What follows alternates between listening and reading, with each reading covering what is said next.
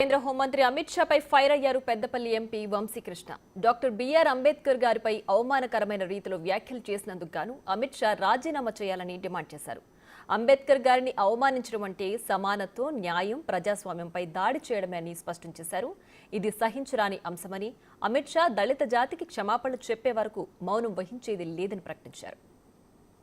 నిన్న అమిత్ షా గారు రాజ్యసభలో చేసిన వ్యాఖ్యలు చూస్తుంటే దేవుడి పేరు కూడా అంబేద్కర్ లెక్క జవాబు చేస్తే స్వర్గానికి పోతామని చెప్పి ఏదైతే చిన్న చూపు చేసి వ్యాఖ్యలు చేసినారో అమిత్ షా గారు ఈ వ్యాఖ్యలు చేసినందుకు వారు సిగ్గుపడాలి. దళితులను కించపరిచి మాట్లాడడము కరెక్ట్ కాదు. మన దేశంలో 25% దళితులు ఉన్నారని చెప్పి వారు బహుశా మర్చిపోతున్నారు. దళితులందరూ ఏకమై అమిత్ షా గారికి ఒక గుణపాఠం నేర్పియాలని చెప్పి ఈ సందర్భంగా మీరందరూ గుర్తించాలి. మీరు చూస్తున్నారు అమిత్ షా గారు ఎంత గర్వంగా మాట్లాడుతున్నారో. 2 రోజుల క్రితం కాన్స్టిట్యూషన్ అని చెప్పి గొప్పగా మాట్లాడి మళ్ళీ 2 రోజుల తర్వాత అంబేద్కర్ ఏం చేసినాడు, అంబేద్కర్ కాన్స్టిట్యూషన్ మార్చేయాలని చెప్పి చూస్తున్నారు. ఇట్లాంటి సిక్ మెంటాలిటీ అంటే పర్వర్టెడ్ మెంటాలిటీ, అసలు మతి ఉన్నా లేనా అన్నట్టు మాట్లాడుతున్నారు అమిత్ షా గారు. ఇది మేము తీవ్రంగా ఖండిస్తున్నాము. పొద్దున మేము ఖర్గే గారితో మాట్లాడుతుంటూ కూడా ఖర్గే గారు చెప్పినారు అమిత్ షా గారు రాజీనామా చేయాల్సిందే.